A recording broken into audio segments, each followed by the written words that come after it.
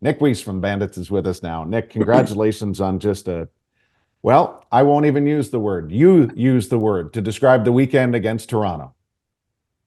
Unbelievable weekend again. Amazing. How do last year, the season series was so close, and then you absolutely blew them out in both playoff games. This time around, did it feel dramatically different? Or did it have some sort of similarities based on your continued playoff dominance against Toronto? It's kind of funny because it still feels like a tight game, and you never really let yourself feel like it is out of control and that it's over until usually around the fourth quarter when you kind of look at the score and like, no, I don't think they can come back at this point. But yeah, it's just been a great run for us this last couple seasons against Toronto in the playoffs.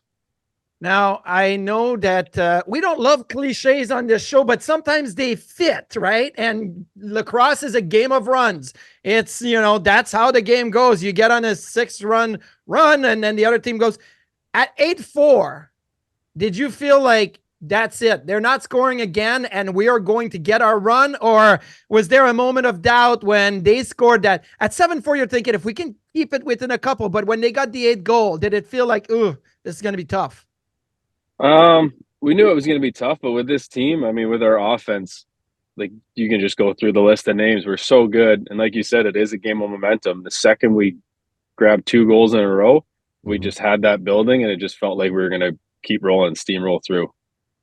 Historically speaking, and I most often use Bud Bailey's articles as the reference point here because he's been covering the team for so long.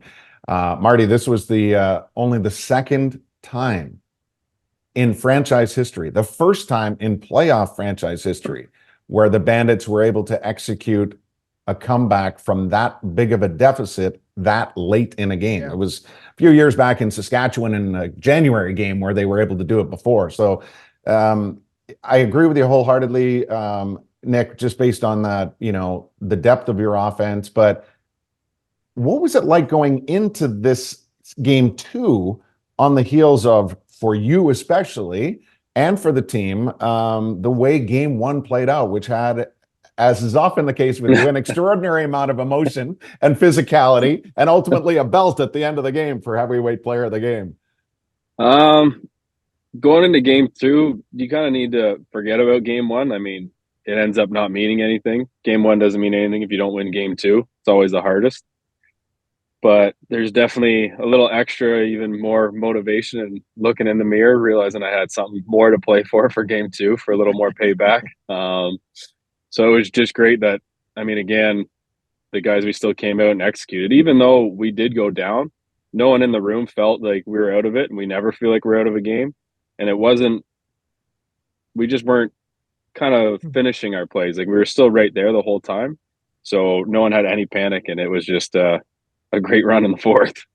Now, hockey fights are fun, but there's an art and obviously balance, and you're on skates and you're grabbing.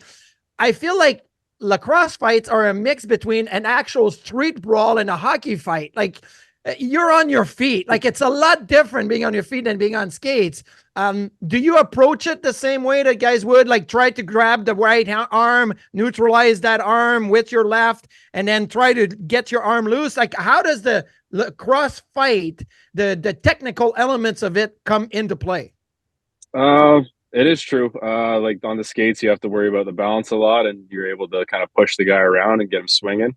And it is basically just a street fight for lacrosse. You just grab on, and I mean, more the technical side, you're right. You do try and neutralize his arm and try and get yours free, but at some points you're also just swinging and hoping you're connecting and he's not. How would you, and this probably gets harder and harder to answer based on the number of years you've been around him and as a teammate, but how do you, at this stage of his career, describe Matt Vince? I don't want to say old reliable, but I mean, if the shoe fits, right? He's just so steady back there.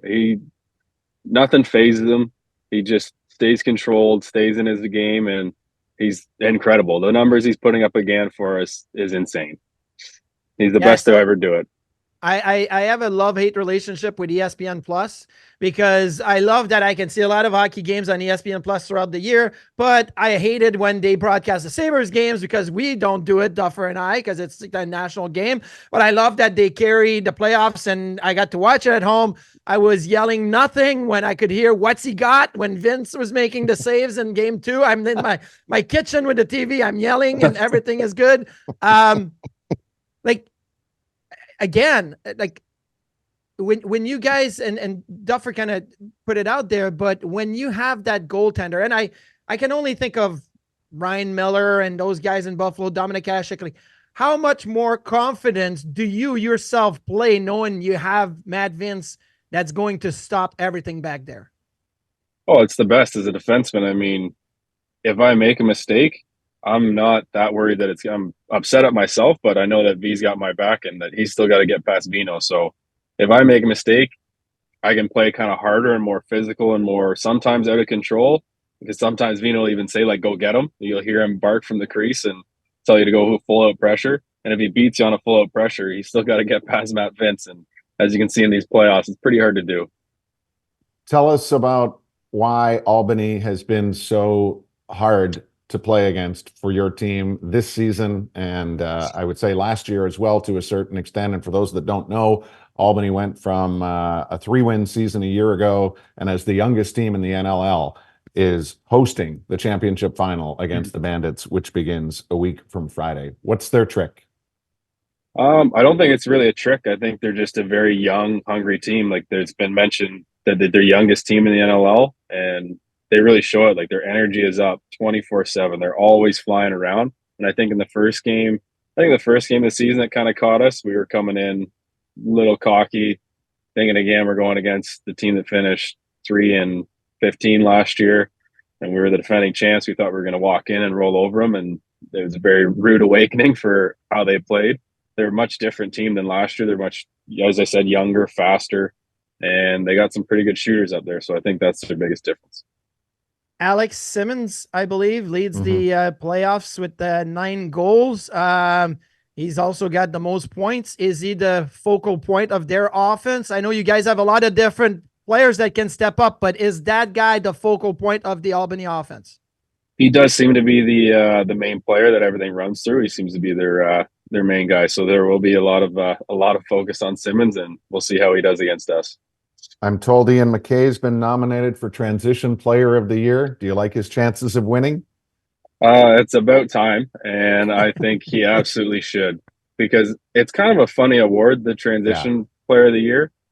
And for me personally, I think that it should be someone that can play both ends of the floor completely, and that describes McKay 100%. Like, he practices with the offense, he practices with defense. We play him out on offense for a whole game.